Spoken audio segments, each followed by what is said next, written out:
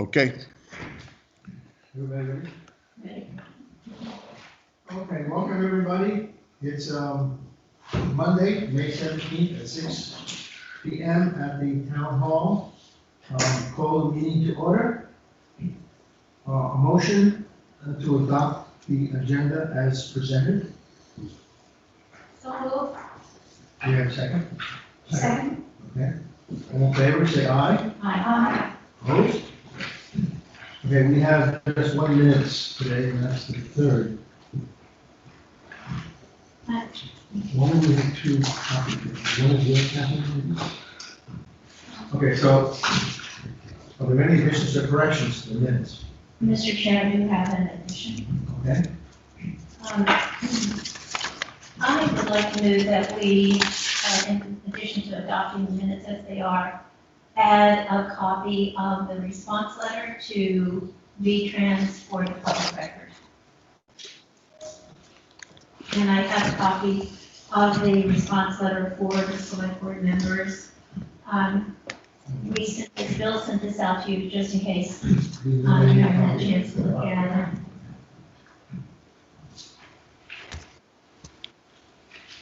any discussion on adding this to the agenda? It would be added to the minutes, please. Of the, Just a point of information from the administrator, is it in public record anyway? Yeah, it doesn't need to be on there, but it's up to you, whatever you want to do. But it is public record now, correct? Right, yeah.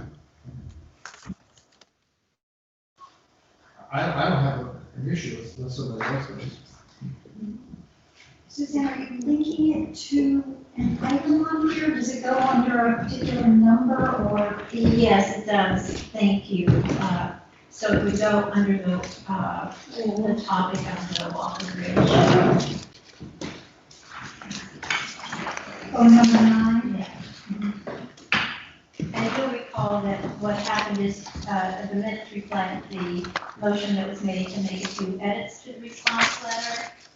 And the response letter actually completely incorporates those, and that's why I think it'd be a good idea to attach it to the minutes, just as a tie to that number 9 discussion. Is there any comments, additional comments? Any additional corrections to the minutes? If not, all in favor of adding the response to the V-Trans letter to the minutes, say aye. Opposed? I don't have a motion. I didn't get a motion. I made the motion. Suzanne made the motion to add the letter to the minutes. And Yeah, and it's written. I need a second then. Kathy? Thanks, Kathy. It's a good response that you did, Bill, on that letter. Excellent. Yes, so I think we're done with that. Will you got that letter all set? I am. Highway report, we have to certify the town road and bridge standards and network inventory that was passed to everybody. Does anybody have any comments about it? If not, somebody make a motion that we accept the certification of compliance as presented. So moved. Any further discussion? If not, all in favor say aye. Aye. Opposed? Okay. So that's done. So now give that to Suzanne, and she's going to give that to Bill. The next item is gravel and stone. Anybody have any comments? Do you want to say anything about it? Is the spreadsheet here? Bill put it on this sheet for all the ones that did reply for their pricing.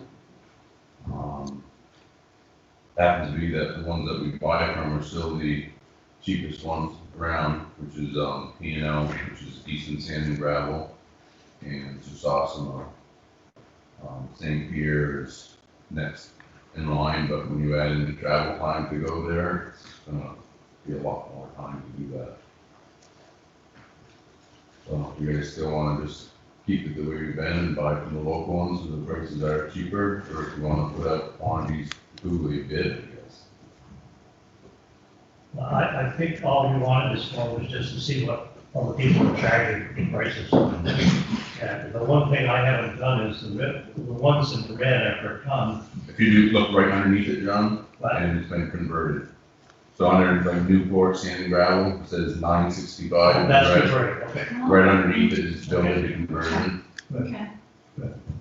I just wanted to see a comparison of what we were paying versus what we will be paying in the future. Okay, so are we all okay with this now? We move on with the Mr. ground? Chair, I would like to ask a couple questions. First of all, I think this is a great spreadsheet, and I want to thank Danny and Bill for putting it together. Building most. It really just gives all this a lot more visibility. I have a couple of questions, please. With respect to the P and L, Yep. is it possible to get a delivered price for that? Yeah, he didn't submit that, but I can ask him. That'd be great. Yep. And this time we signed a warrant for the 1-inch ledge stone, I believe that's what it was called, $16 a yard. But is that on here, the 1-inch, or does that need to be added? I think that said, Danny, 1 inch dense grade maybe or something. That would have been from Sauce, I'm gonna have to look at them. Okay, that'd be They great. might be old, they might be invoices, because he doesn't bill very, finely. Okay, thank you, Dan. Yeah, what was the first thing you wanted from P and L? I'm sorry. The delivered price. No, St. Pierre, was it not? No, yeah. Yeah. Okay, can we put the stone, that for around? Anybody satisfied? Maybe you're happy with the quality and the quantity, you know, and, That's why sometimes I will buy, from Sosmo instead of Eastman, just because of the certain materials I like better out of the different pits, so it depends on what it is. Sometimes I will spend a little bit more, but it's all because of the quality of it at the time. There is something that's not on the agenda because it only came in, I believe, today, is we did get the paving grant, 200 and some odd thousand. I think since the next meeting is the June 7th, I believe, can we have a motion to put this project out to bid so that we can get a head start? Can we have with some discussion? Yeah, I mean, let's discuss it. It's the 121, Danny, you want to discuss that? Let us Sure. know? So what we submitted to the state is from the Canesport Bridge up through to, the next bridge, which is by Stan Max. That's Like- Cecil, isn't it? That's the bridge. No, that's Bridge 18. Sessler's the next one. So it's between the two, bridges basically, which is actually, grinding it up, portions of it, and then just resurfacing the other portion. So it's kind of a mix, a little bit like we did on, 35 over on the Chestertown line. So part of it would be done that way, and the rest, I think part of it might be some milling. But if we put it out to bid, we always bid stuff by the foot and by the ton. So if it comes in under what we have money there, we will extend the distance that we go. But we will not do that until we see what the bids are. So we might decide if there's enough money still in that bid to go maybe to Athens Town line on the other end, or we might come across the bridge and come up through a ways further. That's how we've always done it in the past. We just go as far as the money lasts, but we try to pick a spot that we feel comes in close. And then we put our paving money toward the matching part, and then if we decide to go further, we use the difference where we have in the account for that. I'm not sure what the amount is in there. But it's close, Kim could probably tell us, but I think it's somewhere around 100,000, I think. Yeah. And then 20%, I think the matching is 40,000, is that what we have to match? Yes. 20,000 is in labor and stuff, correct? Some of it will be, in kind, yes, I believe so. Okay, so basically, if we had 100,000, we would have to only take out 20,000 of the 100, which we could leave 80,000 left. Right, which we may decide if the prices come in good Yeah. with what oil prices are doing. I don't really see that happening, but we might decide to, go all the way to the town line, and that whole end of town up to that bridge is done. But we're deciding that once the bids come in, how much further we can go. But if we don't bid it, we don't know what, Right, so. we always put in there, approximate footage in the, somebody bid it, we buy the ton, and so much by the foot for the grinding part, or the milling part, too, and then we just figure it out from there. So if somebody make a motion that we put this project out to bid, So, Second, any further discussion? If not, all in favor of putting the 121 paving project out to bid, say aye. aye. Opposed? Anybody have anything in highway? I have a few other things. Okay. So Joe had asked me last week about, with everything going up about salt, so I called the salt company that we bought from last year, which was the, low price, which matched the local guy. That price is still good. We had a surplus in the salt budget, so I ordered 300 ton to put in the salt shed that would go toward next winter. Rather, because with the oil prices, I'm sure it's gonna go up. It was $70 a ton, is what we've been paying for it this last year. So I did do that. So that would be about 21,000 taken out of the line item for the salt, which is 23, I think, in there. The sand, there's a surplus right now, 26,000 in sand. But what we're running into is we need to start hydro seeding or mulching where we ditch.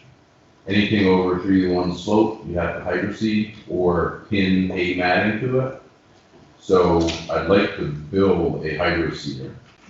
We priced them, but I think we could build them for a lot less money because it's just a pump and a tank and a bunch of plumbing that goes on it.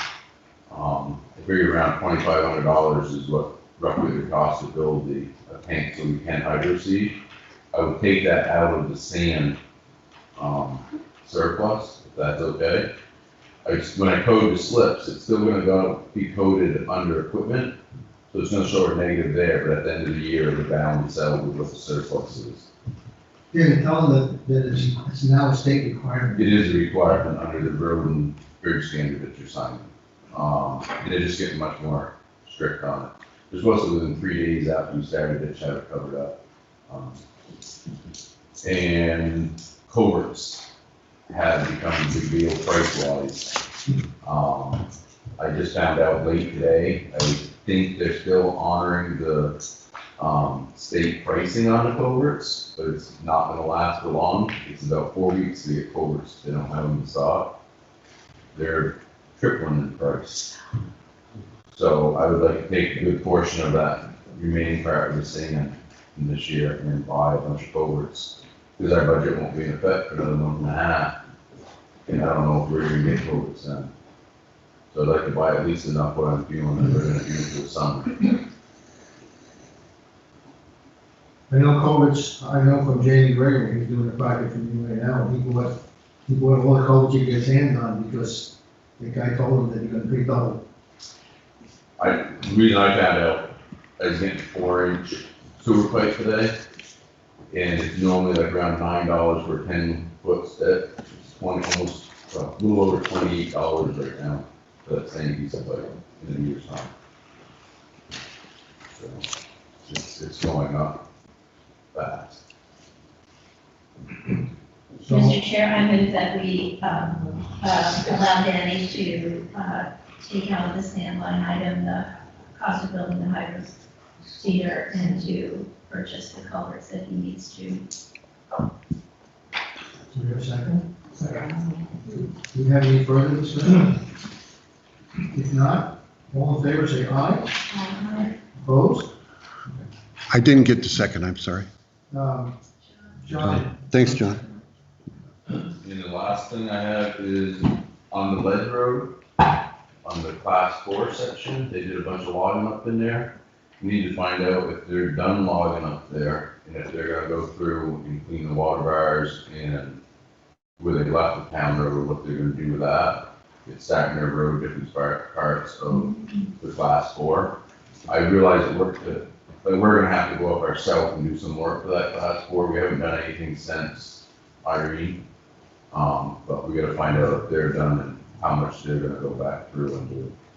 Is that the improvement association line? Yes. Is it, did they have to take out put a deposit on that? There was a couple different spots they did, and then they said they weren't using them, so they got the refund back, and then they went to a different location. So they never had a So they deposit? don't have a deposit on that. But it is a forested job, so, what was required of them in the past, I believe they would still do. Which is just, there's a lot of stone lined water barriers up through there, and they filled some of them in and leveled some of them out to get through them. And if they're done, they need to go back through and, reshape them. And then the town will go through and do what we feel needs to be done to the rest of the road. We want to catch the road before it gets real bad, and then it just costs a lot. And we, on our agreement, with the state, we say that we do take care of our class 4, just because of the amount of money that has been put into them in the past. So how do you want to, I'm just letting you know, Will you- by Bill and I will get a hold of the forester and see what they have to say, because I don't know if they're done logging, nothing up there. But they pulled out last year because of the winter, I believe.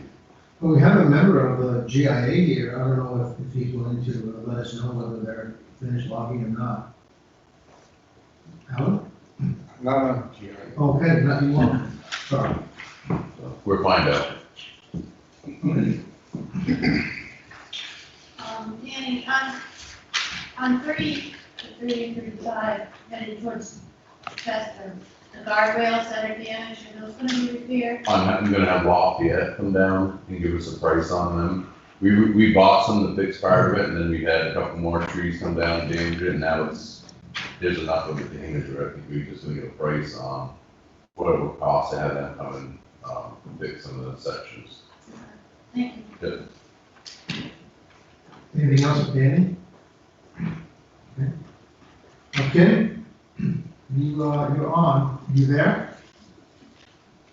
Kim? Ah, I'm here. okay, all right, you're on, vote license is another. Okay, I think you guys just got a copy from Bill. We only had 8 people on there so far, and these are only people that were registered last year but are not this year. So between Michelle and I and anybody else that can chime in, we're on the lookout for animals that we know of. We're not doing a door-to-door only because of the COVID, but we do know people that are out there that have 1, 2, some of them up to 5 dogs that have never been registered. I will compile that list to give to Mike, our constable. But in the meantime, I'll give a copy of this to Mike also, and then he can, with your permission, it's time for him to contact these people, because I've reached out to them multiple times. We've had signs up and reminders, and we've gotten nowhere with a few of these. As for late fees, we really can't commit to any late fees until 90 days after the state of emergency has ended. So we still can't collect on any late fees, even though they are late. We probably will, depends on when the governor changes the state of emergency. So that's it for dogs. Do you have any questions on that? No, okay. Taxes were due today. They may be postmarked. If they are postmarked, we'll still accept them without an 8% penalty. Anything after the postmark date will then become delinquent, and there will be an 8% penalty charge on them. So, but it's looking pretty good. People have been, we gave multiple notices to people, and anybody that needed catching up, we've sent out reminders to them. So we're doing everything we possibly can, we being Michelle and I, to make sure everybody's on board and up to speed and not getting caught in that 8% if they don't have to. There's, just keep BCA, reminder that this Thursday, the 20th, there is a webinar that I sent an email out, asking for anybody that wants to sign up for it. There's a chance we could be coming up on some, tax appeals. The informal hearings will be happening this Thursday with the new assessors, Thursday, Friday, Saturday. Then there's a period of a waiting time, and then the listers will start their grievances. Then there's a period of time when the grievance ends that we can then begin the appeals if they're not happy with the decisions from the listers. So especially with all the new JPs and all the laws that have been changing and all the guidance from the CDC, it'd probably be a good idea if you could at least chime in and watch the webinar on Thursday. If you can't watch it, I believe they'll probably be recorded. Or you can just come in my office. I believe Wendy's going to join me on Thursday, and we're just going to watch it in my office. Just for in the future, I did talk to Cheryl from the WNESU School Board of Westminster, and Westminster is having a town meeting for the school for a vote on June 29th, and tentatively it looks like we may be approaching one for August the 31st. Not exactly sure. I believe it has to do something with electing school board members, how to deal with the budget now that we have become split and Westminster will be going their way. So keep that in mind. That'll be happening. That'll be an all-day ballot again. So that's the end of August. That's about it for now. I don't know what this is. What is? John, I talked to Kim about that. Kim, explain to John about the bill from the sheriff. Remember you and I talked about it this morning? Right. The sheriff's department is contracted for one large amount, and so they divide it on a monthly basis. So we pay the same amount every single month, and they're just like like the insurance, MVP or dental. We pay a month ahead. And so the report that you're getting attached to it is for what they've already done, but we're always paying $408 a month. That's how they schedule it out. So so you want to keep track of like looking and making sure the prior month that we're at least getting the hours that they supposedly say they allowed so many hours per month for us. Just want to remind the board that the contract is up, I think, in June. So we should have them come here. And I know there's a few of the board members here are not happy with it the way, so gives us an opportunity to restructure the deal. That'll go on the agenda as soon as we get the information, the upgraded contract. Anything else?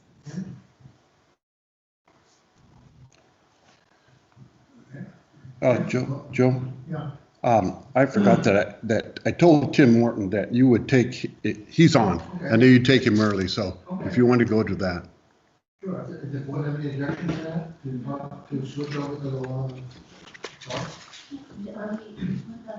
Does Kim have to stay on the auditor? Yeah, she should. Okay. But, Well, if you want to handle the auditors, I can handle the auditors in 2 seconds unless there's a big controversy about it, no. as we've done for the last 5 years. The auditors, as soon as Kim is on, then we can go to, As last 3 or 4 years,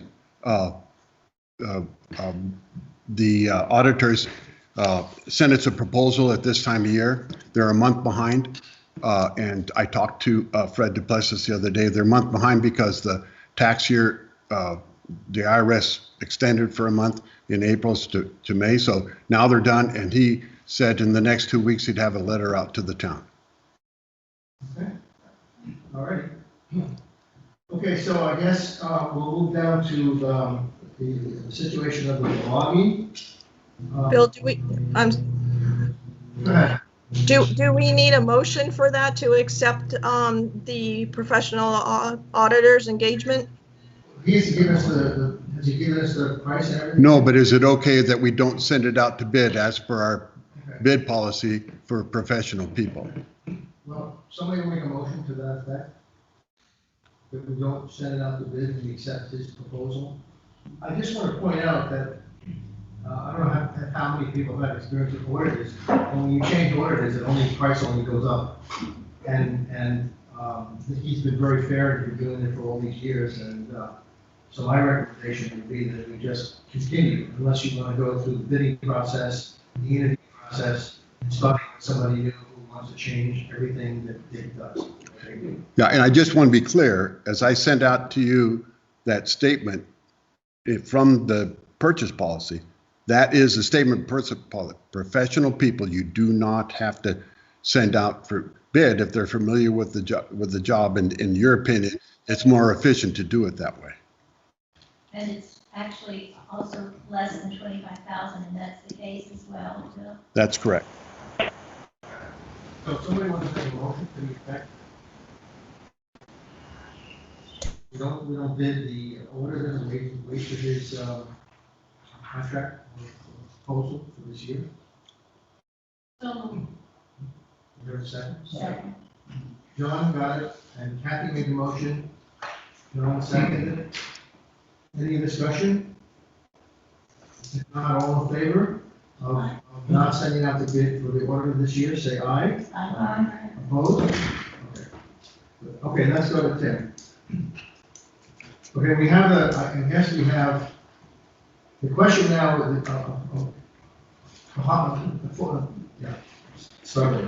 before us is should we or should we not log in the summer? And that's the question. So who would like to speak on pro and con, or why we should or shouldn't? Perhaps I can give a little background first. Go ahead. Okay, so thank you, everybody. I relayed the request from the high bidder for the town park harvest from Longview.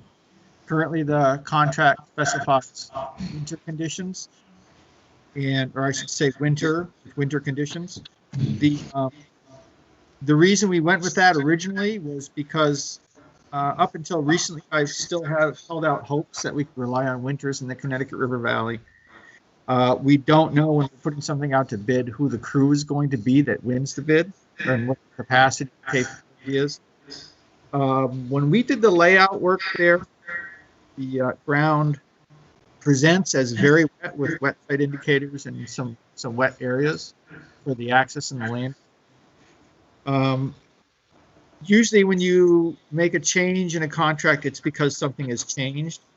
I can tell you that perhaps some of our feelings about the site and winter have changed even in the last 6 months.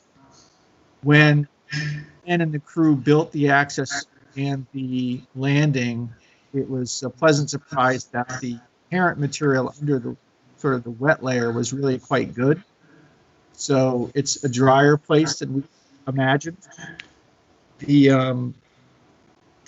I really had felt like we could have a real winter in the Connecticut River Valley, that it would happen again. We haven't had one now in 5 or 6 years. I attended a professional conference that outlined winters in the valley, and consistently everywhere they're warmer, they're shorter, warmer, and with more thaws, so they're not nearly as reliable as we'd like for winter conditions. The crew is a known crew. I know they're adept at low impact harvesting. They have small equipment, hand cutting crews, and they have dozens and dozens of crane mats, that you see at a power line site for wet spots to drive on. I think we're starting to feel like July and August is a more reliable time to log and harvest in the Connecticut River Valley than January and February, although there's no guarantees. Trucking conditions have been better in the summer than winter, and we might get the ash trees before the emerald ash borer erupts. So for all those reasons, I think it's a reasonable request. I don't think it's guaranteed that we have to do this. We may consider it. The downsides of changing are that in the summer, the harvesting noise, generally their jobs are very quiet, but at least the trucking, people would hear it because their windows will be open. And we could get wet periods in the summer, just like we do in the winter. They're a little easier to manage in the summer, unless they're something like Irene. I think if we end up doing this, then we would certainly premise it on the fact it would have to be under hot, dry conditions. We've been typically getting in drought periods in July and August, which would be really positive. But if that didn't happen, we would have to defer back to winter. If the conditions change dramatically during a summer harvest, then they would need to leave the job and come back when it was winter here or it was dry. So that's background. I'm here if you want to ask me questions. I know you want to hear from your folks in town, and obviously the decision is up to the select board. Mr. Chairman, can I ask? Sure. Tim, I'm wondering, sort of, what's the impact on the village itself? I'm thinking, example, the inn. Are there going to be big logging trucks running through the village at certain hours? And if so, what are those hours? And sort of what will the impact be on the village and the inn and given that we are a tourist economy here? Sure. I mean, the impacts, there'll be trucks regardless of when we do it. The contract specifies that the trucking has to occur Monday through Friday in normal business hours.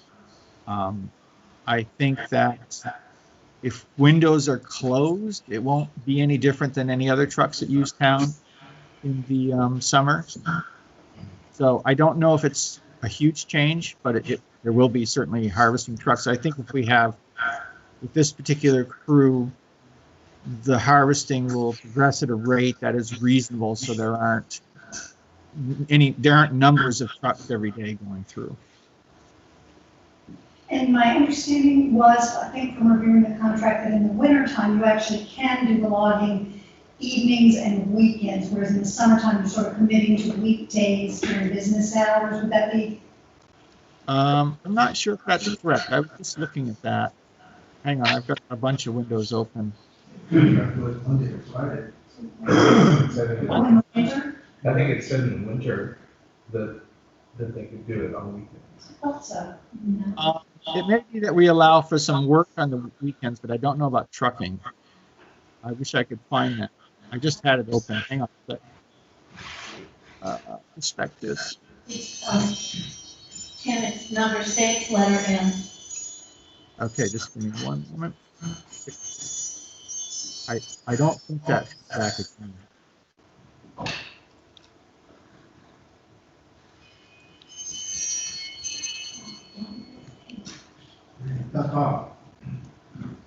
If I could just ask a question, kind of clarify one of Sue's questions. What is normal business hours? I see something in here that talks about 6 a.m. And I just am concerned as an inn proprietor of a truck going down the street at 6:05 a.m. is not being disruptive to inn guests. So I don't know what normal business hours means. I'd just like a clarification on that. What it says here, due to proximity to a village, no trucking of forest products will be allowed from 7 p.m. to 6 a.m. on weekdays. So you're reading it, you're flipping it around. So so 6 to 7, they could be moving wood. It is a contract item. It's something we could have done differently, but this is what we currently have based on the showing in the contract. I don't think that you have restrictions on any other trucks in town. Am I correct? I'm not sure. I don't think there's any restrictions except weight restrictions, I think. Danny, am I correct? Yeah. Correct. Yeah, I can understand the concern. It doesn't seem, I wouldn't think it would be fair to impose. We're already imposing more strict conditions on the town's job than any other trucks in town. And we would keep this, I would recommend we keep this standard as far as whether we, if we do this in the summer. It's also possible we could discuss with the idea of changing a bit in recognition of accepting a summer job.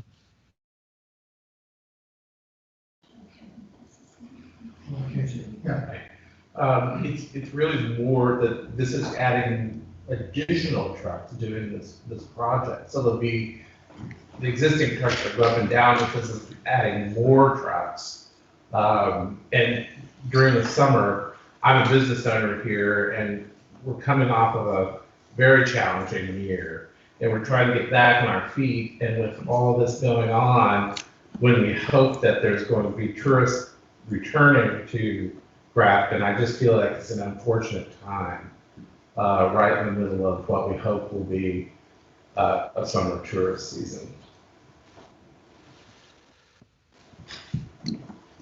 Alan, since you're on the committee and you were involved, do you have any feelings either way that you could share with the board, if you're so desired to do so?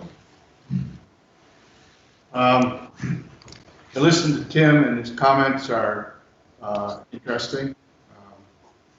Some things I hadn't thought about. But your concerns and the difficulty, those are shared with the loggers and other people that are trying to make a living too, you know. So I think we all have to recognize we're all in this together. My original feeling when I walked that lot with Tim was water related, and like he said, we found some soil in places. Didn't look quite as bad as we originally thought.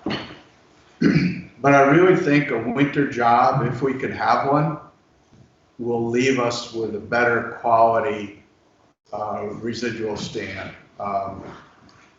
The equipment, if we can get frozen ground, the equipment really doesn't do much damage in the wintertime.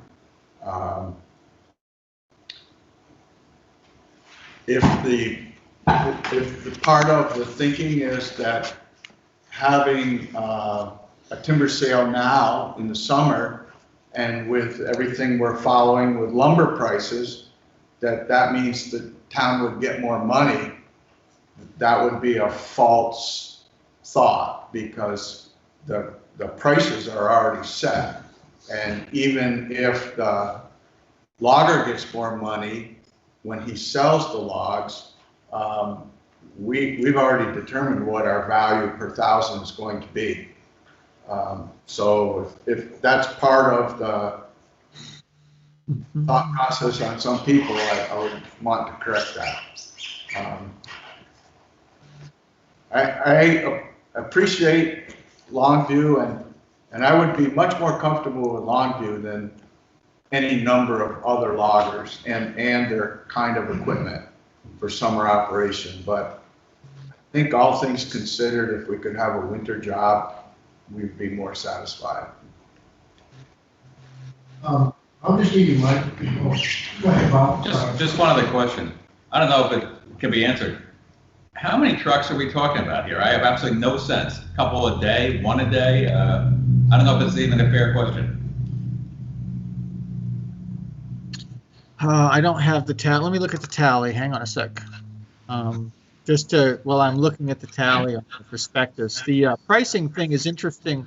Lumber prices, along with any number of other things, are going up, but raw material prices are not going up. We have not really seen a change in timber prices, and the reason is that the bottleneck is not in timber harvesting and tree growth. The bottleneck is in capacity of sawmills and capacity of the world to replace parts and that sort of thing. So I think someone's making money right now, but it isn't us, and it isn't the industry, because it's happening in a different place. Let's see, we have 115,000 board feet. So if that cuts out, say 100, that's 114. It's probably about 50 loads of wood over a 2-month period. So depending on how things go, it could be 1 to 2 loads a day and they get out of there sooner, or it's 1 load a day and it takes a little longer because of conditions. It's a fairly, as far as timber harvesting goes, this is an extremely small job. It's dramatically smaller than the things that have been occurring around the village in the last couple of years. Bill? Can anybody tell me if there's any other logging operations going on? Because the last 2 summers, I got 3 logging trucks a day going by my house, had nothing to do with the village park. All coming up from the top of Hinkley Brook. And they took a bunch of chippers up there a couple of weeks ago, which kind of means they're probably logging. Danny, do you have any permits? Are you aware of anybody asking for a permit, access permits or whatever? No, because if it's the same log job up there, I thought they were done on that one, but they're using existing roadway, so there's no permit. I'll share you my feelings, just my feelings. I've never logged in the summer. We have an extensive trail system. It's a main vast trail that goes through our property so that people can get out of Grafton to go where they want to go. And we have riders here and they ride 3 days a week, and we were very concerned. So I've logged the last 2 winters. And we had an agreement with the logger. We did not use any of the trail system. We created new trails, logging trails. We only went by the trail on an area just crossing. At the end of the season, we have absolutely 0 damage to our trails and property. And my feeling is I'm against summer logging. Logging should be done in the winter. That's my feeling. I'm only one person. I would say that I just want to remind folks that I'm relaying the request for Longview. I don't have a strong opinion either way. Clearly, winter-only logging would be the end of the industry in the state of Vermont. But there are certainly places where winter is more appropriate, and I would encourage the select board to not do anything they're not comfortable with, because we have an existing agreement that's been signed by both parties. And I will be happy to manage the job whichever way you decide to go. Tim, thank you very much for saying that. As I listened to the discussion, and one of our challenges as a select board is to always strike a balance. And it seems to me that on balance in this discussion, the winter logging with using the existing contract is preferable to all the interests involved. And let me be really clear, Tim, you said we have an existing contract and that you could live up to. The original agreement called for winter logging. Correct. So I move that we use the original contract that we have for the timber sale, and that would entail winter logging. Do we have a second for that? I'll second that. Do we have any more discussion from either board members or anybody in the audience here? Any more opinions? If not, I should call a vote on Sue's motion. The motion is that we use the original contract and do our logging this winter, correct? So all in favor of just doing the contract as it was originally signed, which would mean winter logging, say aye. Aye. Anybody opposed? Okay, so it's unanimous. So we will have no summer logging this year. At least not on this parcel. Not from the town of Grafton. Yeah, thank you. That was very fair and deliberative, and I'm perfectly happy with that decision. My only question is, Alan, or was someone expecting me to be available for this, to discuss this map that Alan sent out, or is that another issue?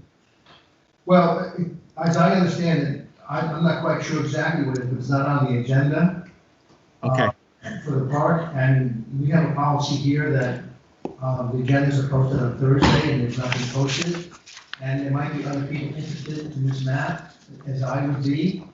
So I made my suggestion to the board, and the board's up to them to amend the agenda, but that we would put this on the agenda for the next meeting, which is June 7th.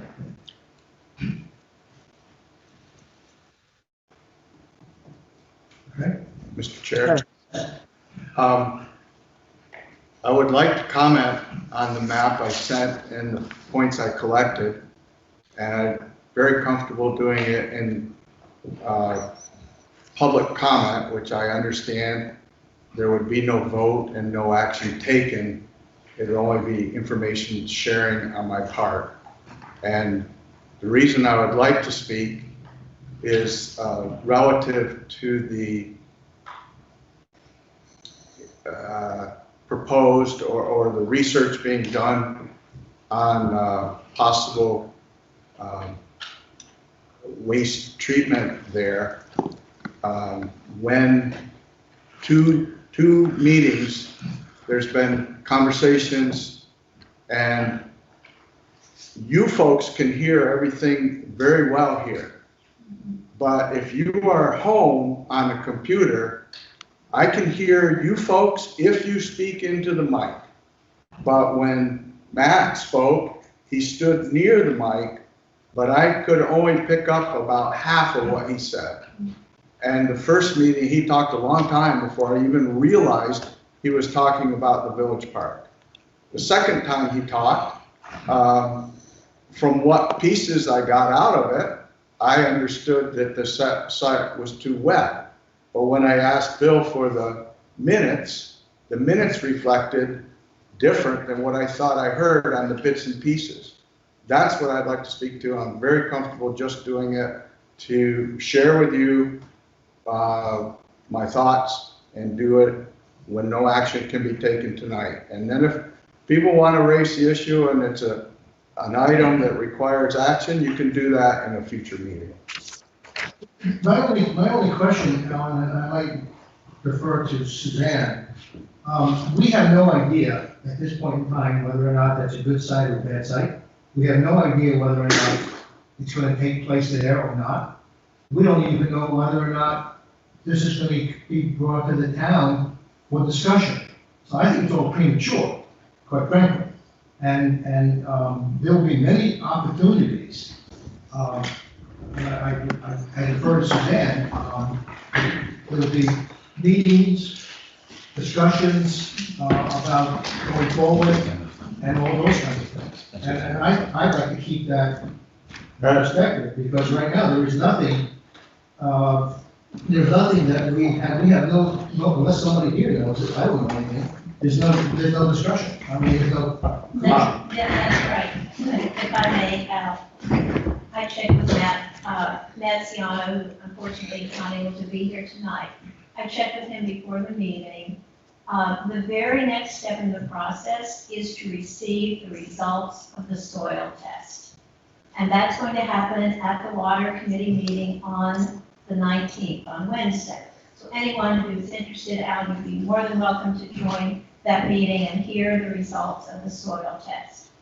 And in talking this over with Sue, as representative of the Parks Committee, it was her very prudent decision, I think, that we wait and hear the results of the soil test.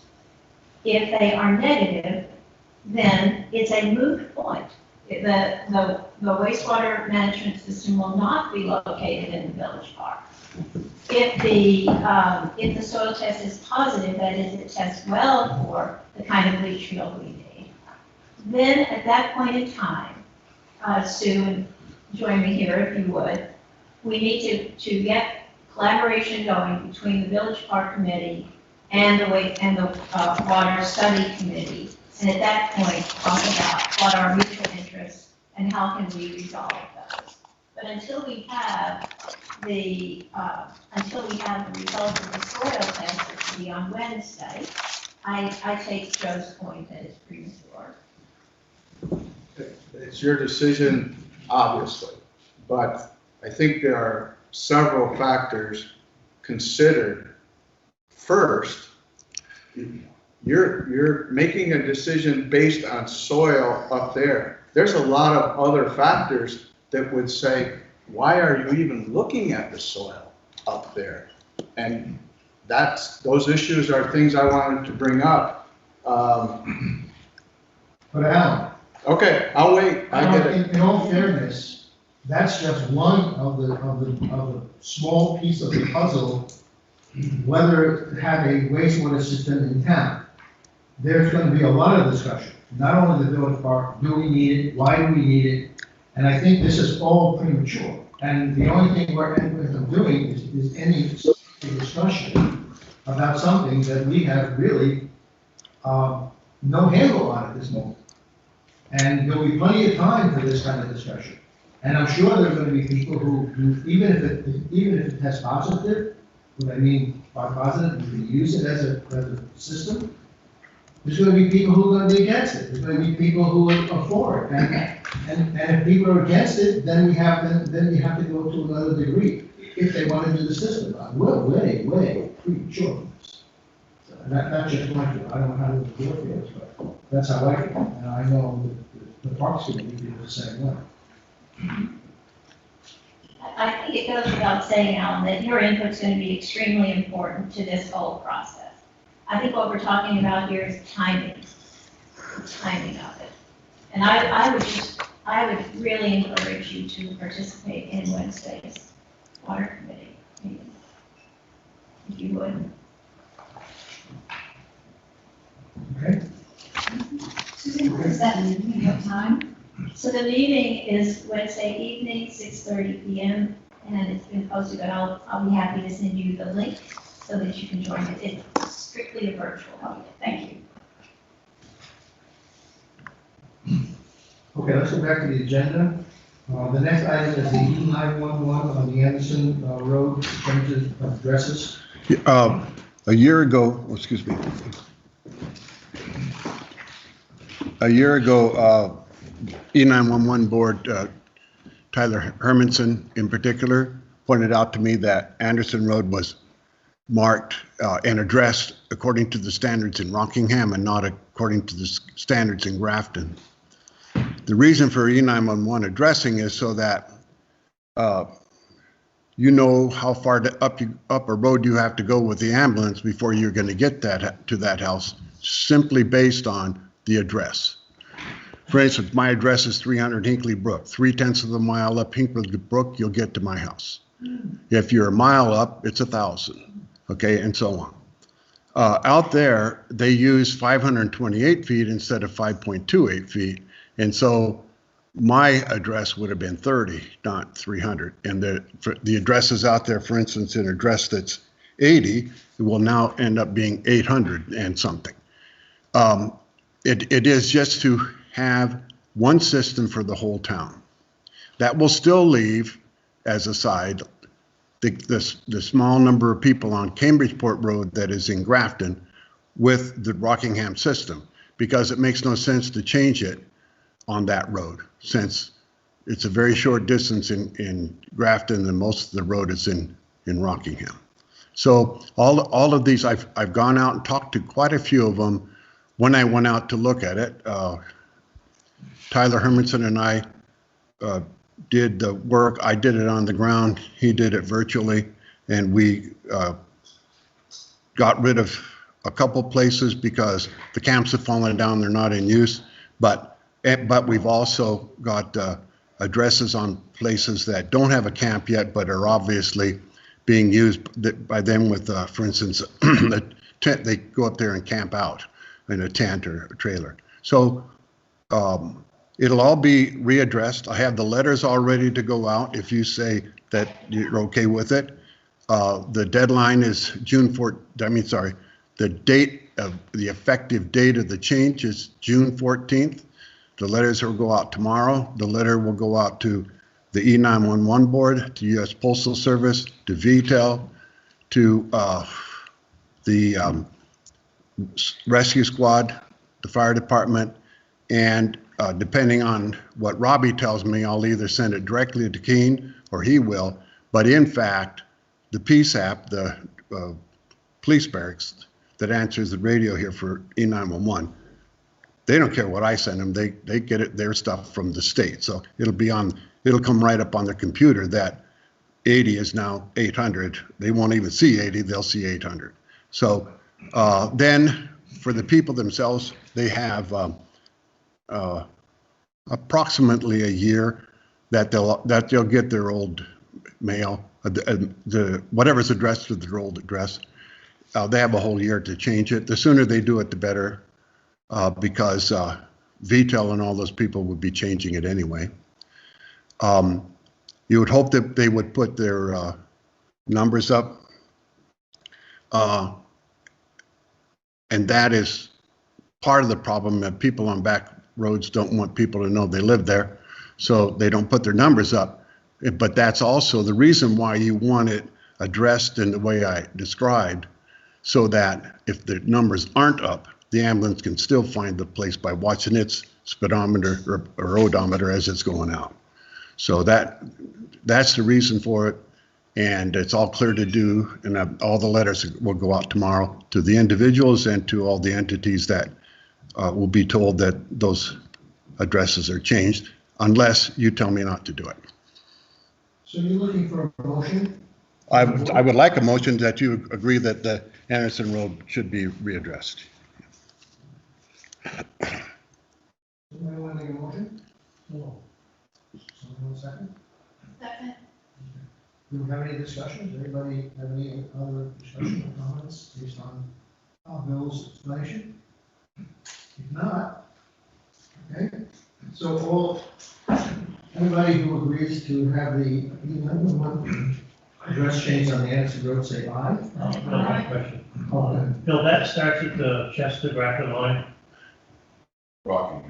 Rockingham Grafton line. Yeah, the first two houses, those aren't ours.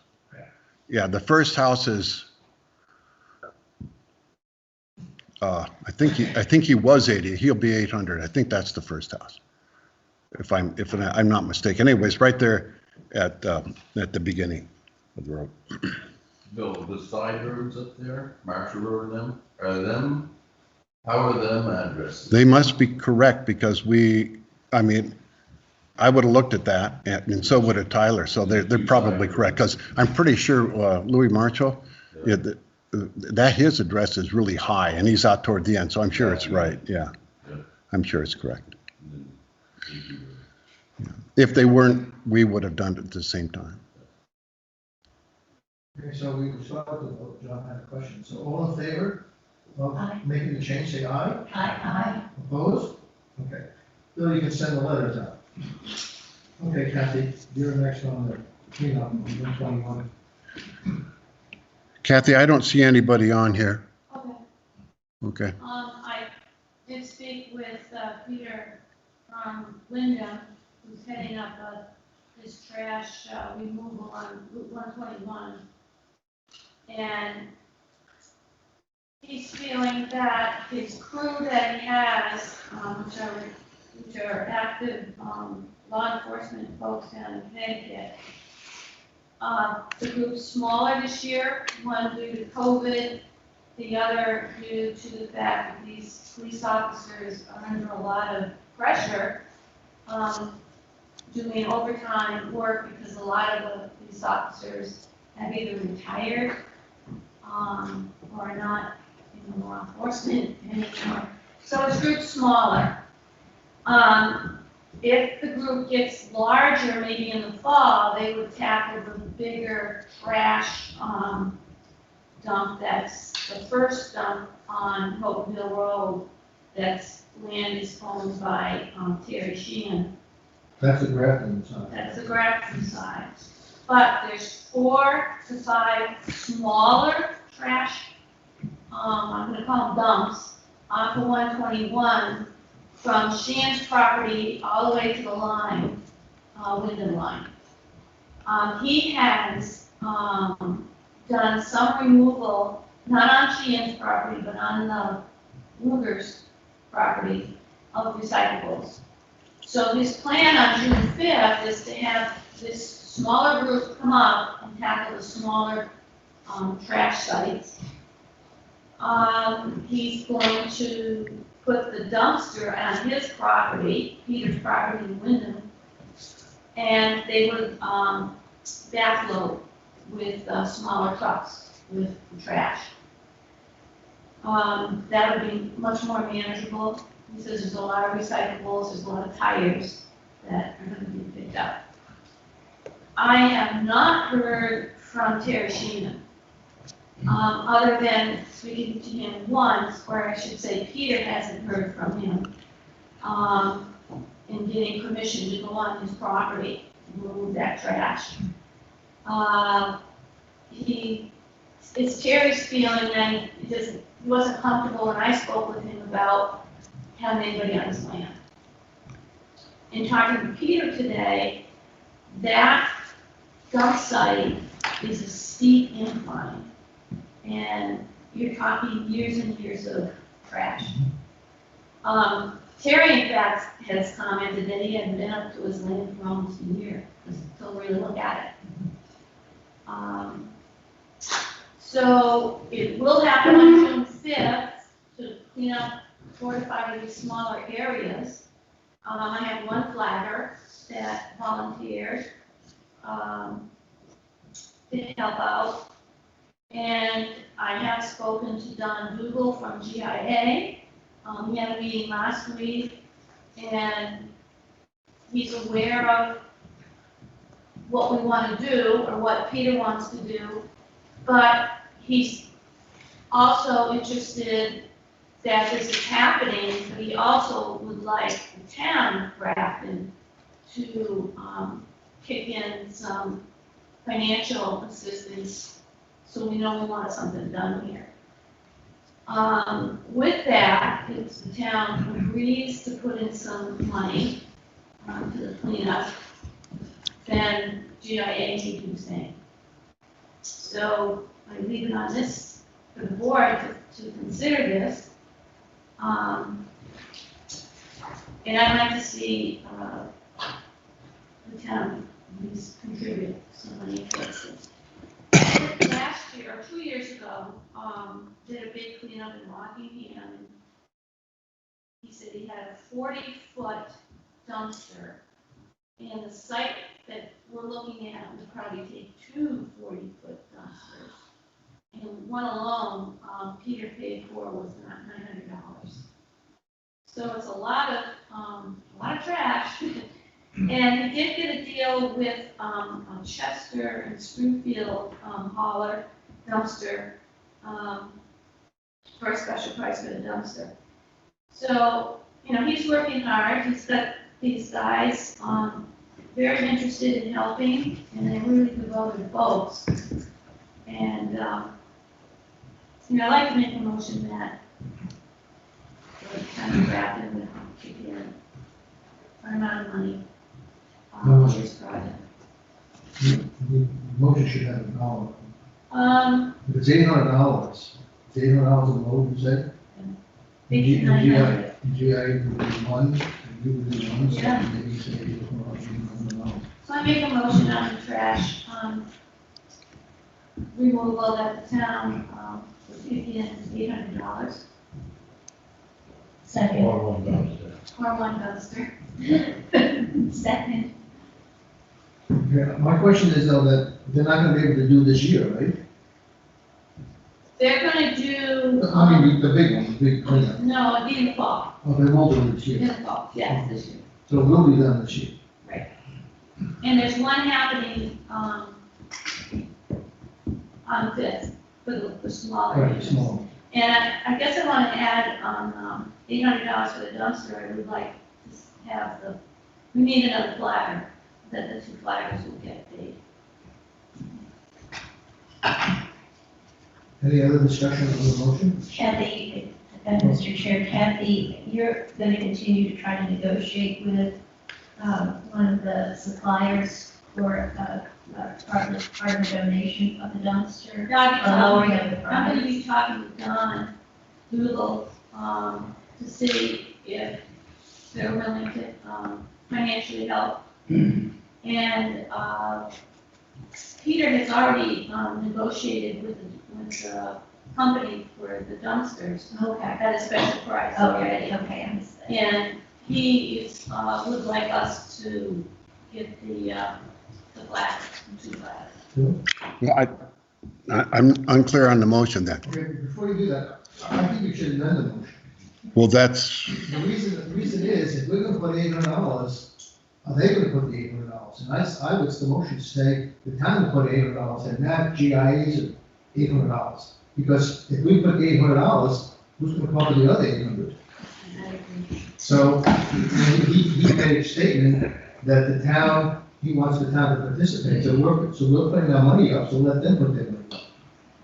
Yes, Bill. And then, what is the flagger going to, you said, and we should also pay for the flagger. That should be in the motion and the amount. I I mean, think the flag is $25 an hour from. you know, that was a number you threw out to me. You know what we pay flaggers? I don't know. By policy, $18. 18.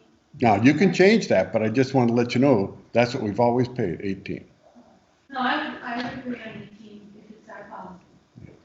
So, why don't you just say that we'll pay for half of the flaggers and you pay for half of the flaggers, GIA. So instead of $800, let's say, $900 cover it, Probably. each, that would. If you're getting the dumpster for Right, but I mean. 800. We'll have $200, $100 from each entity to pay for the flags. okay, $900 for dumpster Don't you agree? and flagger. Only if GIA matches the amount, not, but if you get it.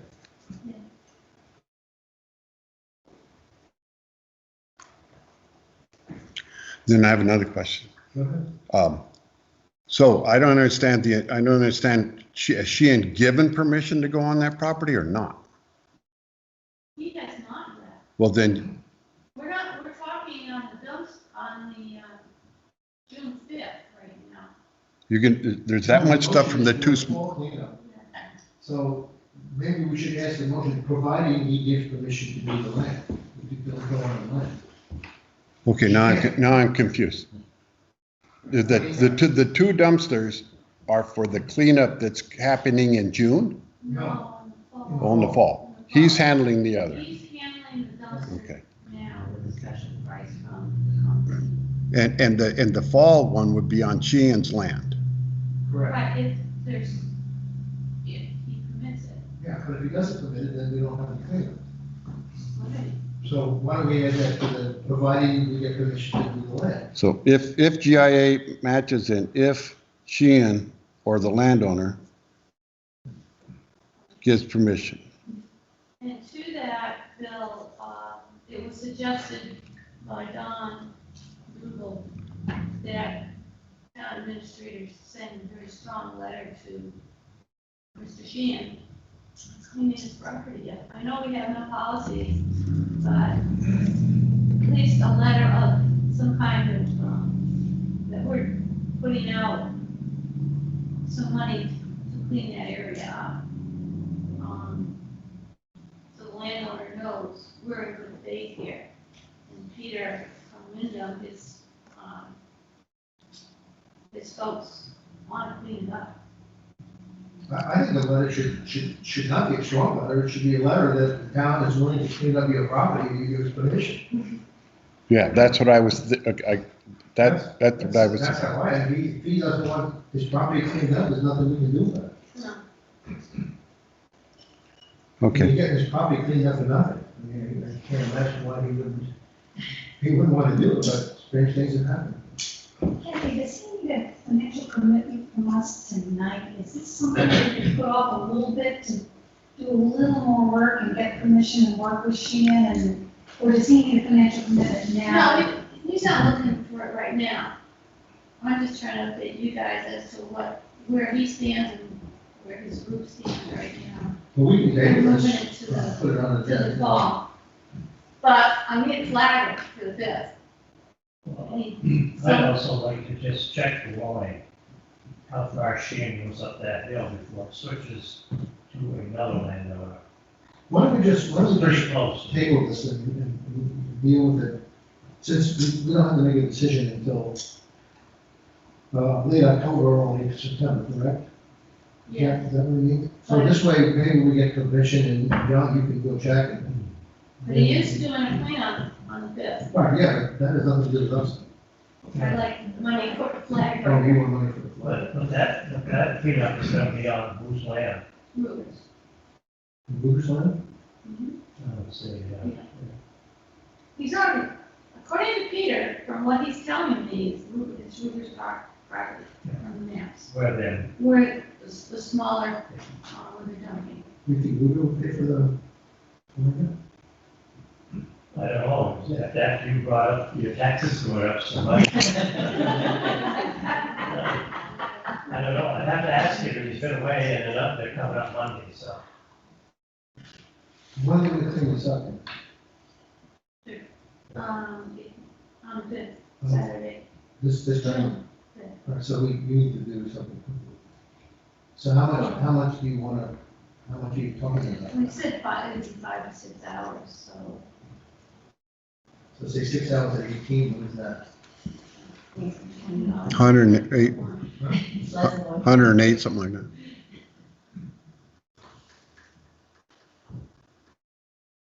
You want me to do the motion? Can I make a motion? That we appropriate $120,000 for the flagger? And maybe we would pay for it, if not, we'll pay for it. Two flaggers. Ooh. Drive a hard bargain. So that'd be $240, it'd say less than Is 200. GIA willing to split the flaggers with us on Tuesday? I can talk to Don. Why don't we do it that way? It sets a good precedent. I agree. All right, so the motion is that we're gonna appropriate I'll say $250. $250 for the two flaggers, and you will speak to GIA and see if they will pay that. All right? Do we have a second for that? Second. Do we have any more discussion about flaggers? Yeah, and on that property, does he have permission to go on? I sent him the forms that we use, and we have to get in touch with her, and he's gonna have his helpers that do come up and sign these forms. Okay. So we don't have to deal with the commission. Any more discussion? Yeah, I don't see any permission to move it. I'm, Bill sent those forms. But he's not here. Not here, He's not. Where you said it's coming up, that guy was gonna get permission, so. he's got the forms, right? Should we make this one contingent on getting permission as well, since he doesn't have permission right now? Yeah. And I'll call you. And that the motion, Bill. that I got it. contingent upon getting approval to enter, the land. Any more discussions? Can we vote now? Sure. Okay, all in favor of Kathy's motion to appropriate $250 and getting permission from Ruger to clean up the 4 sites, 4 to 5 cents. 4 to 5 sites along 121? Say aye. I Opposed? Okay. Now we're at the committee reports. I would like to go first. Does everybody have a copy of the highway access policy? Yeah. The latest one?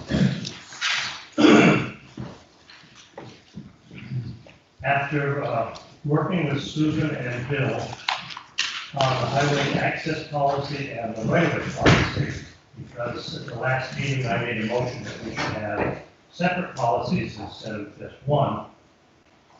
We made some minor changes and we added some minor things, and we come to the conclusion that we only need one policy. I'm glad you did. With these additions, and the additions are what is in red. And an example of one of them would be, we have a minor permit and we have a major permit. The minor permit, the only cost for that is $10 at the very beginning. The major one is a $25 one and then $500 at the end. So that's the only difference. And the other changes are nothing. They're additions to some of them. But if you read them, if you approve of them, it would be nice to vote on it tonight. I didn't read it. My question was gonna be tonight, why do we need 2 policies? Well, I thought we did until we went over it. And I think what changed my mind was having a minor and a major permit. Why should somebody that is gonna plant a low shrub or something have to put it down $500? But you are gonna allow stuff to be done in the right of way now with this permit. So if you look at, that's a very, very good question. If you look at section 4, you'll see in permit required, this was not a change. This was actually in the original highway access policy. It says within the town, all these things cannot be done within the town unless an access permit has been obtained from the select board in accordance with this policy. And so the fact that we're adding the minor to this policy, it now says that the highway foreman, who will be the access administrator, will be able to grant permission based on Danny's assessment of the situation in keeping with this section 4 of the policy. I'm not so sure I agree with that. I think it still should be a select board's decision. I think Danny can go out and make the recommendation, and I think the board has to vote on whether they're, that's my feeling. I mean, that's what we do. Make it easier on my part. I mean, a driveway access is pretty simple, but when you have, as we talked, Susan, you know, you have one person that wants to plant flowers, and then all of a sudden the mower goes through and they get mowed off, now we have an issue. So, I'm trying to figure out how do I allow certain people to do things and not in other places. I mean, if it's right in front of their house and they keep it mowed all themselves, you know, it's kind of easy that we're not gonna be running the mower there.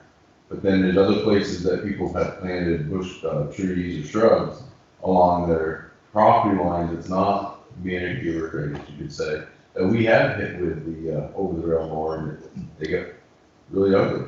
I understand why they would, but when you're mowing with that, a twig don't look like a shrub, a lot of times it looks like grass. Yeah, but the other problem is that if you have a flower or a bush, and you can't mow around it, then if nobody maintains it, a maple tree or a pine tree, if nobody takes care of it, it becomes a big tree. Right. And then you can't, then you have to deal with the tree in the right of way. That becomes another problem down the line. So I don't think you should have anything in the right of way personally. Well, that way, it would be the way to solve it, is don't grant anything. I think where we were coming from is the experience we had over on Hopeville Road. And Danny said, what would you like for me to do? And the first question we asked was, well, Danny, what do you recommend? And it seems that there will be a whole set of these smaller issues that Danny will be able to apply his experience and judgment and either deny or grant permission. And with that, we don't even see those. And I think we can trust him to be consistent and fair in his application of the policy. But then the homeowner would still have the right to appeal, and that's when the select board would weigh in. I mean, it just seemed to John and me, and as we talked it over with Danny, I mean, Danny doesn't really want this responsibility on his shoulders. Because, you know, it's gonna make some people happy and some people not happy. But if we don't have a process as a town and as a select board to handle these kinds of issues, we're gonna get bogged down in a discussion of 5 people about whether we put a planter in a right of way. I think Dan's gonna deny most of these requests, and I think we have to support him on that. On those where he's just gonna say, yes, it's worth making an exception for, I think we're going to support him on that too. Just my feedback on your point about bringing every single one to the select board's attention, Joe.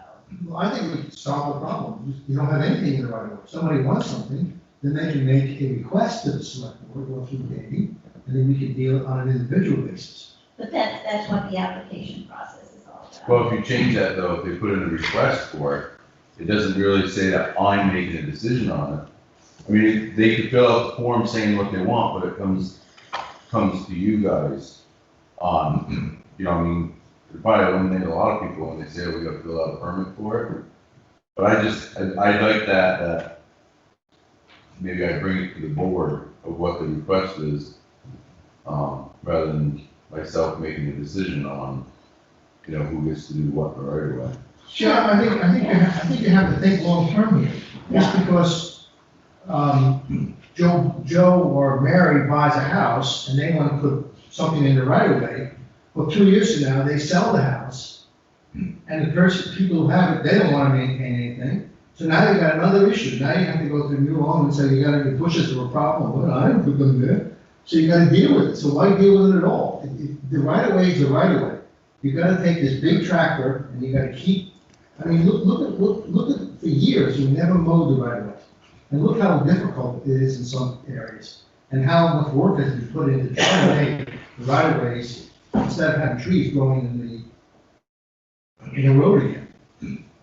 I mean, to me, you want an exception, have an exception. Yes, Bill. The purpose of this is spelled out in section 2, and you got to read that.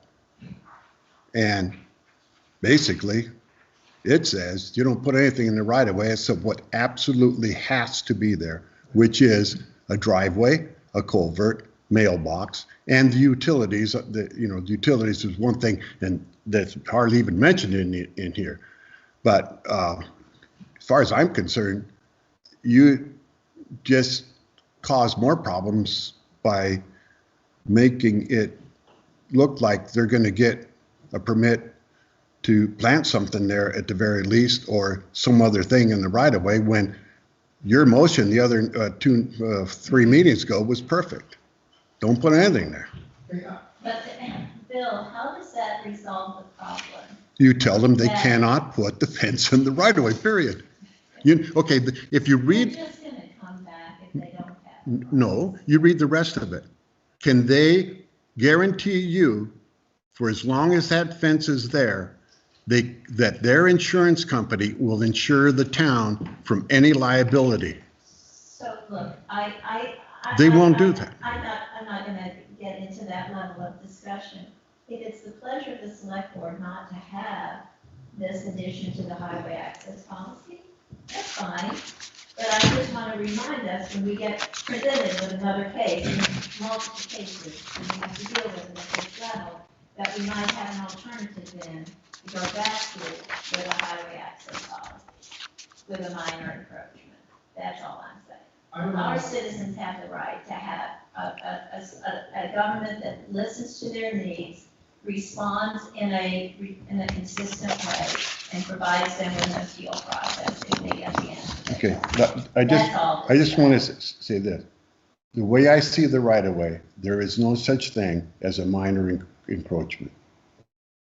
It doesn't exist. You're the one who came up with the term. Well, you guys wanted to have something that for $10, so I gave you paragraph after paragraph of how you could do it. But if you read those paragraphs, you're going to make them jump through more hoops than they want to jump through, and so they're not going to do it anyway. Because you can't have the town assume the liability for people getting hurt by stuff that people put in our right of way, the purpose of which is it regulates the access to the town highway system. It is the purpose to protect and preserve the safety and convenience of the inhabitants of the town and the traveling public, and to protect the public investment in the highway system through regulation of highway access. And what Mark Pickering said when I talked to him about this very problem months ago was, you don't allow anything in the right of way. You don't allow anything there. I mean, some people, well, down on Athens Road, they wanted us to protect them from cars being too close to the front door because their house sticks into the right of way. Mark says you do not put up guardrail to protect the people off the highway. You put up guardrail to keep the cars on the highway, which is for, slopes and things like that. It's expensive to put up guardrail, that for one thing, but I don't know. That's just my opinion. Mark, did you mention to him that the issue on Hoganville Road was the Yep. safety of a 2-year-old falling down a ravine because the bridge is. Well, that's, not that's, the that's, right way. that's a mother, that's a mother's way of looking at it. The thing I'm is, just saying, did no, Mark they have the suggest- whole yard. My question. Yes, I did. Okay, Yeah. I just wondered if you And asked him that. it is not to protect people. It's to keep cars from going in the river. She Okay. has her whole yard to put a fence on. Mr. Chair, call the question. No, I have another, does anybody want to call the question? You have to, second. Second. All those in favor of calling the question or continuing discussion? All in favor, say aye. Aye. Opposed? Yes. Opposed? I just want to tell a story about Tanya Evans. I don't know, Danny, I don't think you were here. John, you might remember this, if you were on board. She planted apple trees in the right of way. And we got into a big discussion about this whole thing. And it took meeting after meeting, and it was all kinds of issues. I don't remember how it was resolved. But you're only asking for trouble because a little bush or a flower turns into something else, and then you gotta deal with the unhappy person later. Just say nothing. Somebody really wants something, let them come to the, Danny, come to the board, and the board can make a decision. That's just my, it's Al, can you say something? I would support what you're saying, and you have to make a policy that's not just for Danny and 5 people that are here now. You're making a policy that affects the next Danny and the next select board. And I think you're right, just make it clean, nothing in the right of way, except for driveways, lots. I mean, it does sound like this is all about it, go ahead, It does sound to me like what you're saying is, that's our policy, but we do have an appeals process. If a landowner feels they have a special case, it should be an exception. As opposed to make it so easy to put a planter in the right way, we've made it. So I think what I'm saying is that I think I support what you're saying, because it does sound like there is an appeals process that gives the landowners the right to come before us and make their case. Okay, well, we'll have one of those in front of us now because of the homeowner on Houghtonville Road. And John and I are completely amenable to what the majority of the board wants to do here.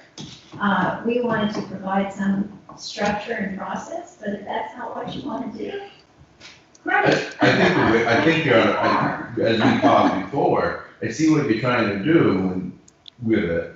And like I mentioned, my only problem is it's left up to me to make that decision, other than I just deny everybody. You know, and then it comes to the board. I mean, you might as well put in a policy that it's denied by the road foreman. I mean, because it's hard for me to make, everybody's has mixed feelings over the fence out there. So it throws me in the middle that if I say, you know what, I've had kids, I see where this has value, boom, it's done. Then the issue down in Cambridgeport comes up. We have the same issue, and I say, I don't agree with that, I think it's different. And I say, no, it's gonna put me in a real bad spot, making the decision on behalf of the board, really. And that's the only thing, I mean, as I told Bill before, I said I would have to deny everybody and let them do the process.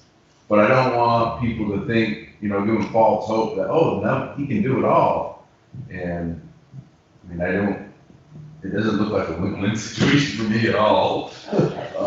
I mean, if there's a way you could put a policy that, if they want something in the right way, they just need to come to the select board. Most people, if it's a flower, they don't actually do anything, they just do it and nothing is said. Okay. Which is just as easy, because then if something happens, you can go, it's in the right way.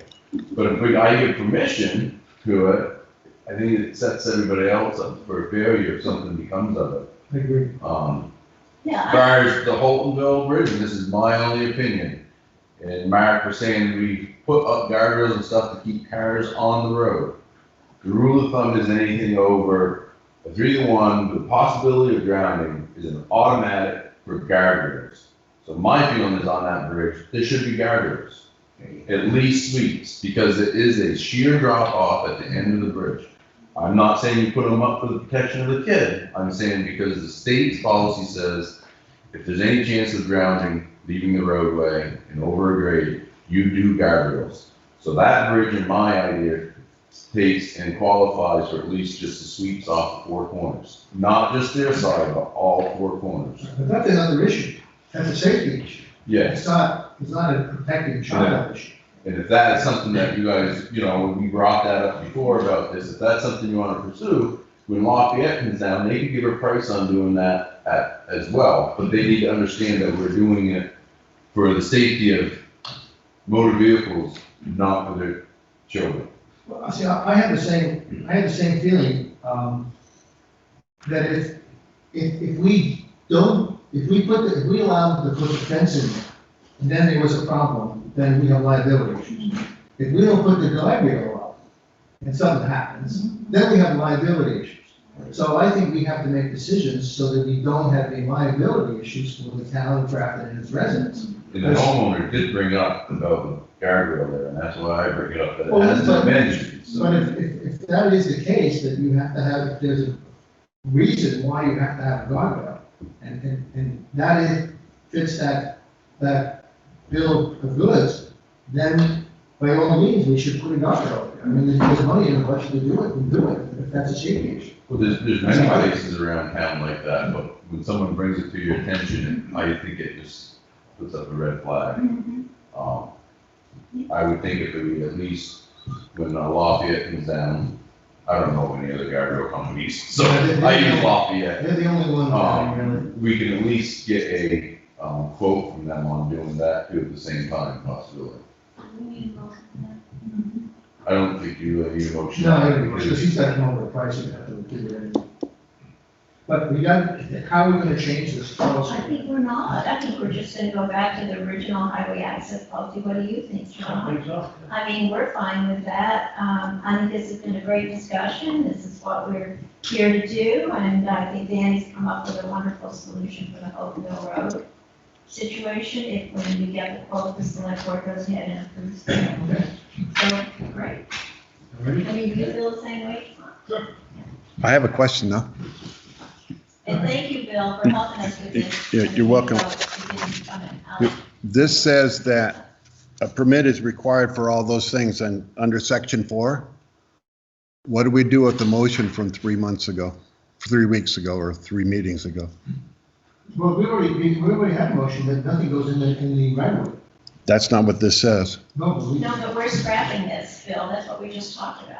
With the original plan. We're just going back to the That's the original highway plan, access. No, the original highway access says no person shall install, develop, construct, regrade, resurface any driveway entrance or approach, or build a fence or building, or deposit material of any kind within or to in any way affect the grade of the highway right of way, or obstruct the ditch, culvert, or drainage or course that drains the highway, or fill in a grade and so on and so forth, so as to divert the flow of water within the town, unless an access permit has been obtained from the select board in accordance with this policy. But Bill, this was in the original highway access policy. That That's, was not changed by us in this discussion on That's- the right of way. no, this is the original. Yeah. That's the original thing. Why are you questioning the original? What, I'm lost. here. Because you made a motion that you're not going to permit anything in the driveway, whether they get a permit or not. You're not allowing it. So what is it? We withdrew that motion. No, you did not. No, Well, I made the motion, so I withdraw it. We voted on that motion a couple of million. This is exactly what I'm talking about. If you're going to change that, if you're going back to this and not doing that, then you need to So do what that. do we need procedurally to go back to the original get, highway access policy? reverse your motion from a month ago, or 2 months, 6 Do weeks what? ago. Reverse your motion from 6 weeks ago. I moved to reverse the motion from the meeting in. It was in April. I'm not sure which one it was. I moved to reverse the motion that Bill just mentioned so that the highway access policy, as it was originally stated, is, I don't know what. What's the right word? Remains in effect. Remains in effect, thank you. You have a second to that? Second. Bill can check the dates. Yeah, I just looked at it. It's like April whatever that It was, was a couple of- it was a- First- Yeah. 3 meetings ago, yeah. Oh, so any discussion on that reversal motion? If not, everybody who's in favor, say aye. Aye. Opposed? Okay, thank you. Okay, Okay, so now we're good. the Parks Committee. No, we have one more item on the highway committee, Joan. Oh, you're updating the one, I'm sorry, Rick. Yeah. So, after that, this discussion is gonna be just the cherry on the icing of the cake. I'm passing out a revised price quote from V-Trans for the cost of the bridge. And I call your attention to the last column called preliminary plan update and the highlighted row labeled preliminary engineering, and that the price has gone up $85,000. From the last time we had a meeting. That is correct. So you'll recall that in the minutes of the last meeting, the total cost of the bridge was $5.051 million. The total cost of the bridge now is $5.136. This is, once again, an error that was discovered by the V-Trans team, that in their quote of $5.051 million, they omitted the $85,000 cost associated with COVID, and the fact that their internal crew could not do the work because it was deployed on COVID relief, and therefore they had to hire external people to do the work. The $85,000 has always been there. It has now come to light. And so John and I just wanted to inform you of this correction of the error. The cost of the bridge is $5.136. In our meeting with Carolyn, we asked her for consideration of COVID relief for that $85,000 that was originally suggested to us by Ken Record and others. And I did hear from Carolyn late this afternoon that she has discussed this possibility with her boss, and that it is working its way up the chain of command in their Project Bureau delivery organization, Project Delivery Bureau. So John and I will just stay on top of that in our meetings with Carolyn, but I did want the select board and our citizens to know that there is consideration being given to COVID relief for that $85,000. We may or may not get it, though. I would like the highway department committee to talk to V-Trans. I'm very concerned about what I heard at the meeting where they said they had anticipated cost of living, cost of materials. They have put this into the price. I think they're full of baloney. When you listen to Danny and COVID's are going, and steel is going to be through the roof, fuel is going through the roof, and I would like to have a letter from them saying that their cost, their analysis of the cost increases based on inflation are true and they will not go up.